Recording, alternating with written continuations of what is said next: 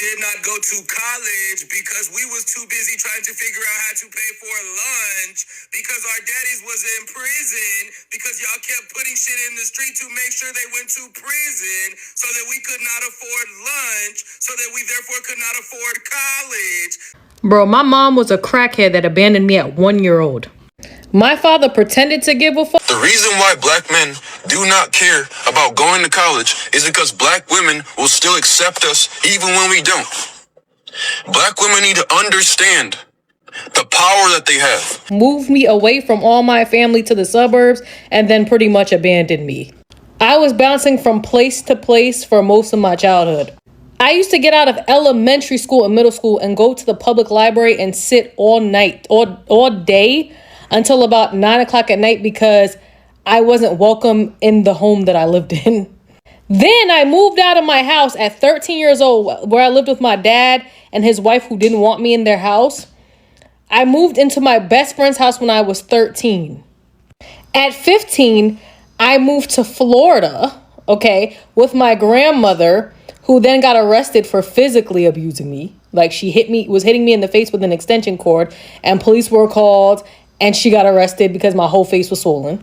Then I came back to my dad's house, but I was such a problem child before I left. Problem child, meaning like I was talking back to teachers, acting out, doing class clown shit because I was having a difficult time, that I got expelled from school and sent to an alternative school called Second Chance Academy, where we were coloring in sophomore year of high school.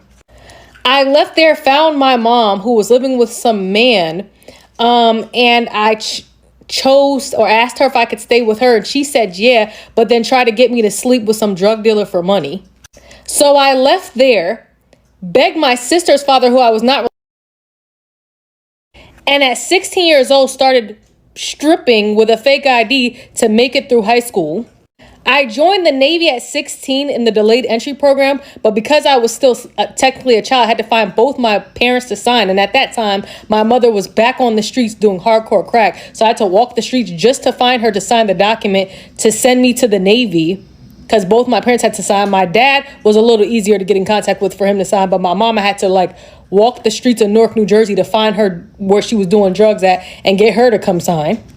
Then at 7, so I stripped till I was 17 to finally leave for boot camp. And today I have a master's degree and own multiple properties. So go ahead and tell me the reason why y'all not going to college again? You didn't go to college because you were coddled. A lot of you watched your mom struggle and your sisters pick up the slack, and you still didn't do anything to help the situation. Let me speak plainly, not as someone outside the community looking in, but as someone who's part of it, deeply invested in its survival and success. We are at a dangerous crossroads, and black men are being left behind. Left behind in education, left behind economically, left behind in personal growth. And while we continue to speak the truth about systemic racism, the school to prison pipeline, and generational disadvantages, we are doing ourselves a deep disservice if we stop the conversation there. Because here's the hard truth, the part nobody wants to say out loud. Yes, the system is broken, but that does not excuse our broken will. It does not excuse laziness. It does not excuse a lack of motivation, and certainly does not excuse making poor life choices, then blaming the entire world for outcomes we helped create. Too many black men are choosing to disengage from the education system, not because they lacked capability, but because somewhere along the way, they decided it wasn't worth it. They traded discipline for comfort. They traded books for They worried more about what their homeboys thought of them than what their GPA looked like. And now we sit here outspaced in education by every other demographic. This is not about shame. This is not an attack. This is a plea. Because I don't want to see another young black man fall victim to the lie that the world owes him something. The world owes us nothing. And the longer we believe it does, the more power we give away. It's true. Racism exists. It's true. We face a system designed to marginalize, incarcerate, and exploit us. But if you think that's the only reason you didn't apply to college, if you think that's the reason you didn't study, didn't try, didn't show up, then you are lying to yourself. And that is the most dangerous lie of all. I know this is a tough pill to swallow. Accountability always is. But if we are serious about healing our community, we can't continue to coddling one another in delusion. We can't keep patting each other on the back for survival while ignoring the fact that many of us aren't even trying to thrive. Granted, there is systemic oppression and the school to prison pipeline is a real thing, but a lot of you are lazy and refuse to take accountability. A lot of you are still too worried about what your homeboys are thinking instead of what your test scores are looking like. And I'm not here to bash black men because I want to see us win as a community, men and women alike. But people like this really get on my nerves, the kind they lack accountability and want to blame every single thing around them instead of the actual issue. It's you. It's a lack of motivation. It's the lack of critical thinking skills for me. Men like this make decisions that negatively affect their whole life, and a lot of them bring children into this equation too. Black men are being outpaced in education in almost every demographic. This whole conversation is really irritating me because instead of rising to the occasion, you guys want to lower the bar. We're not doing that. Our community does not have time for that anymore. You need to stop keeping up with what you see on social media and go to school. And build wealth that is going to affect your future and your children's future. Men like this need to learn to stop pointing their fingers at everyone else and realize that they are a part of the problem. I have yet to see a video of a man explaining why black men don't go to college without putting the blame on black women. Like, what is it? Do y'all really hate us that bad, or are we just easy targets? If it ain't your mama's fault, it's your sister's fault. If it ain't your sister's fault, it's your grandma's fault. If it ain't your grandma's fault, it's another black woman that you have never even met before's fault. Like, I literally just seen a video. He was like, yeah, because the black man this and the black man that. But he ends it off with, black women, y'all need to do better. What? We're not even talking about us right now. How did we get in it? I'm really about sick of y'all. And y'all get real mad. Y'all get tongue-tied whenever we say, your sisters that was raised in the same household, same mom and dad, same circumstances, went to college, finished college. Crickets. I've been saying this for the longest. Stop getting with men that aren't even on your level. As a woman, I personally feel a man should be doing just as good as you or better than you. And stop feeling like you have to pick up where his mother left off. That is a grown man. Whatever she didn't complete, let the next woman do it. You don't have to do it. That's not your responsibility. And stop looking at a man for his potential. And when I say potential, I'm talking about you done met this man off the street. He's not in school. He doesn't have a job, doesn't have a car, doesn't have anything going on. What potential are you looking at that point? You're seeing something in him that doesn't even exist. You like what you're looking at. You like how he makes you feel for the moment. But that potential you're talking about, that's imaginary. When I say potential, I'm not talking about the men that are actively doing their thing. They're in college. They've started their careers. That's the potential, like, you know, you do whatever you want with that one. And another thing, they're always talking about black men, black women. I've seen it all across the board.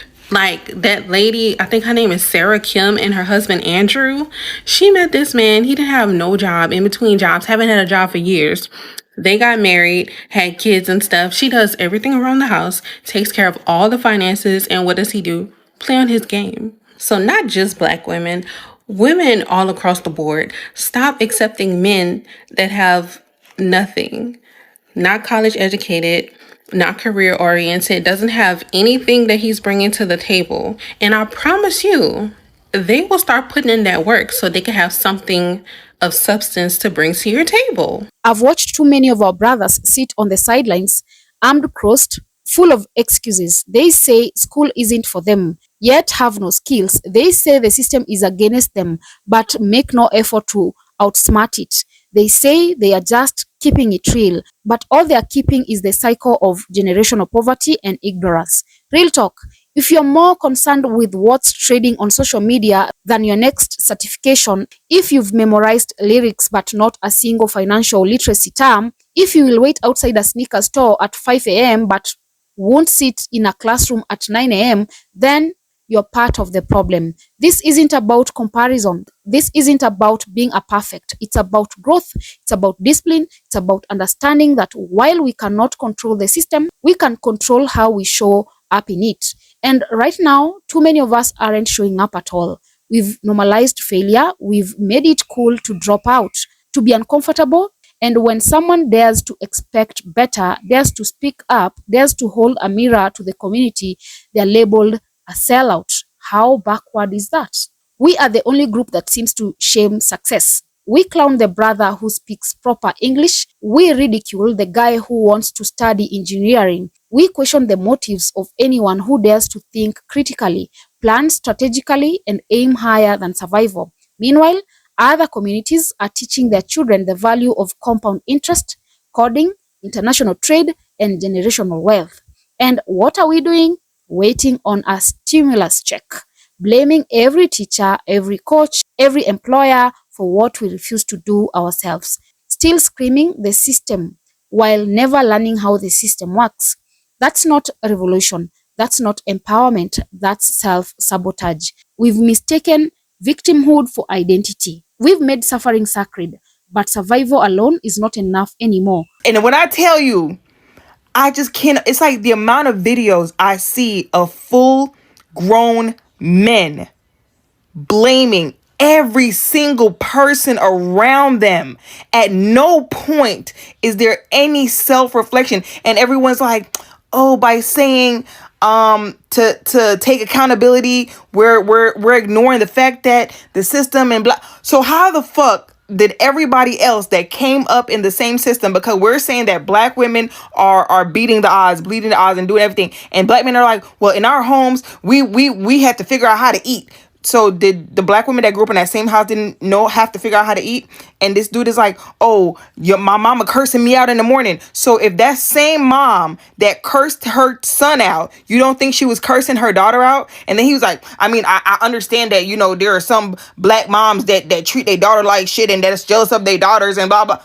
Oh, so you acknowledge that black women had their own certain set of shit that they had to deal with and work through as children, and somehow still managed to go to college and get an education.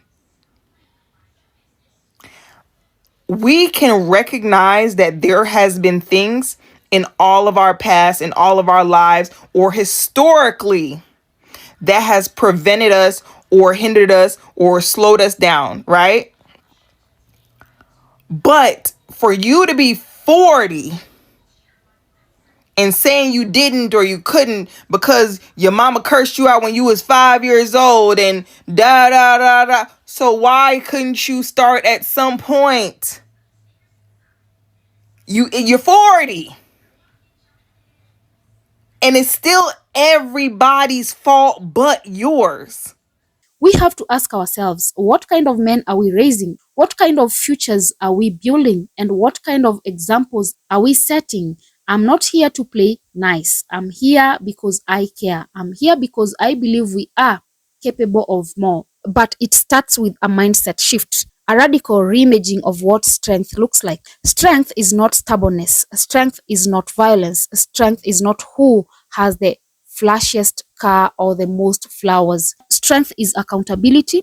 Strength is staying up all night to finish your final paper. Strength is walking across that graduation stage when no one thought you would. Strength is investing early, budgeting smartly, and preparing for a family you haven't even had yet. Strength is becoming the man your future children will be proud of. And here's the most painful part of this whole conversation. Every choice we make today is shaping the next generation. Your decision to skip class affects your kids before they are even born. Your refusal to learn a skill limits what your legacy you will leave behind. And your unwillingness to grow intellectually weakens the very foundation of our future communities. We cannot afford this anymore. Our community does not have time for another round of excuses. We don't have time for ego-driven denial. We don't have time for mediocrity dressed up as keeping it real. We need educated black men. We need financially literate black men. We need disciplined, focused, and visionary black men. We need you to raise. We need you to study, to apply, to show up, to think beyond today, to read the books, to build the businesses, to lead the family, to stop waiting for somebody else to do the work you were born to do. And I know you can. I know you have it in you, because despite every barrier, every insult, every locked door, we are still here. Still breathing, still dreaming, but dreaming isn't enough anymore. We must act. So I'm talking directly to the brother watching this right now, who feels this in his gut. You are not lazy because you failed. You are lazy because you stopped trying. You're not dumb because school was hard. You're dumb because you choose not to learn. You're not trapped because you grew up poor. You're trapped because you refuse to climb out. It's harsh, but it's true. We are in a fight for our future, and the enemy is not just systemic oppression. It's apathy, it's distraction, it's the celebration of ignorance and the rejection of growth. Let's change that. Let's build a culture where education is respected, where discipline is admired, where we push others to better, not just to survive, but to thrive. Let's tell our sons the truth. Let's hold each other to a higher standard. Let's stop pretending that failure is inevitable, but it's a choice if we keep choosing it. Guys, drop a comment. Let me know what your thoughts are about this, and also remember to subscribe, like, and share as well. And until next time, bye-bye.